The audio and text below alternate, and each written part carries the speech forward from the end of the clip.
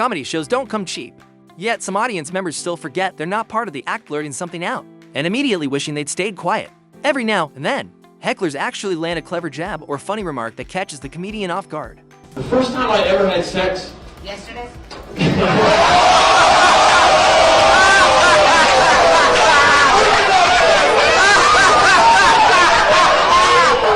But then the comedian quickly reminded everyone that he held the microphone, and the woman instantly wished she hadn't tried to throw shade his way. Glad you remember. After the engineer interrupted Andrew Scholes for the third time, Andrew decided it was the right moment to respond with a complete roast session. I don't think you're smart, but I think your math brain isn't creative enough to understand humor.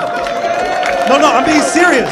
I'll give you a chance for the rest of the show to try to laugh, but if you find yourself not laughing, just know I'm not smart enough. That's what you have to remind. And look, there is a place to go if you don't like humor.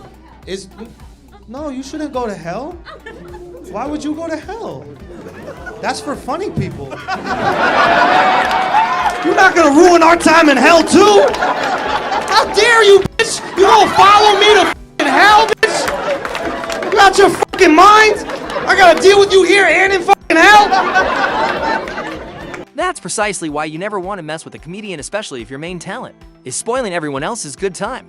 A woman broke down in tears after heckling Troy Bond while he was performing a political segment. I'm probably the most pro-anti-Trump comic out there. You're not. Shut the f*** up! Shut the f*** up. As a white guy trying to talk to black people. I'm not. Bitch, no, you're not. Yes, I wasn't. No, you were. You just tuned in. You were trying to. Well, you were trying to. For what? What are you upset about? It's not me. No, and shut up. Any black person that tried to laugh at his fucking jokes, no. Stop having fun, mother. Go ahead, yeah, stop having fun. As the atmosphere grew increasingly uncomfortable among the crowd, Troy managed to win everyone back with his sharp humor and impeccable timing. A white person trying to make fun of black people. See, now you're crying, and I was just trying to make you laugh. No, don't do that. Okay, I'm sorry. You a bitch. Why do you think I'm doing this for a living? You think I was a football player? I'm a bitch. God damn it. There's nothing you can say to me I haven't said 6 inches from the mirror. You're the first name going in my suicide note tonight.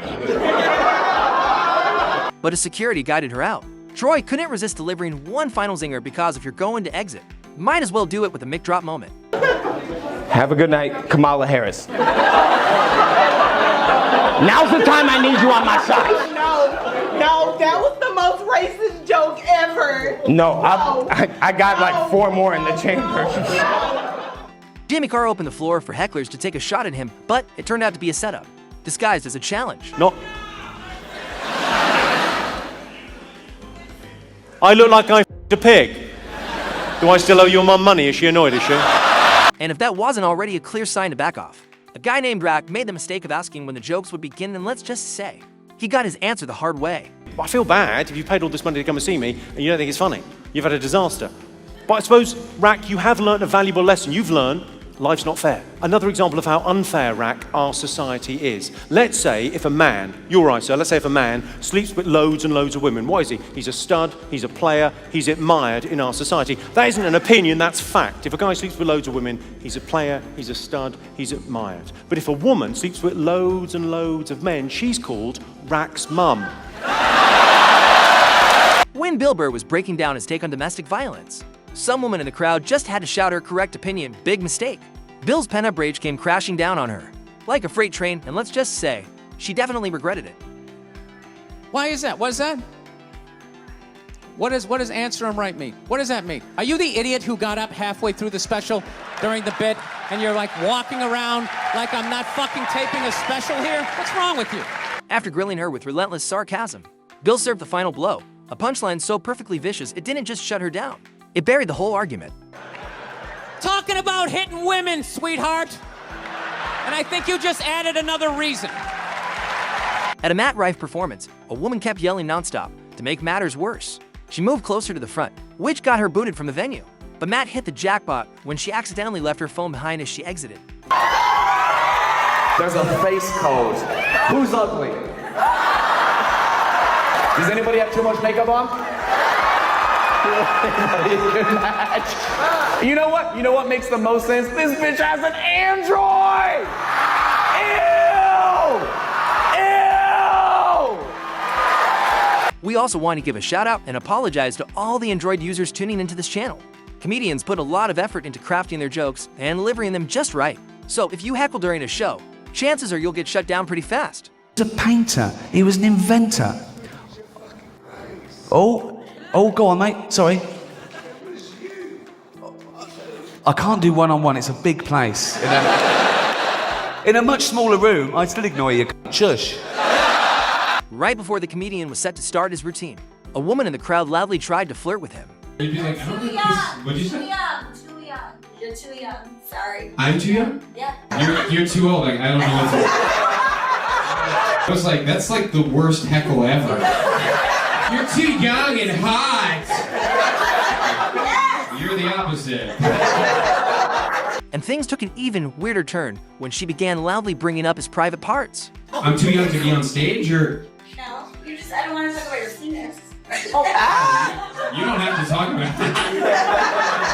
Honestly, you really don't have to say anything about my penis.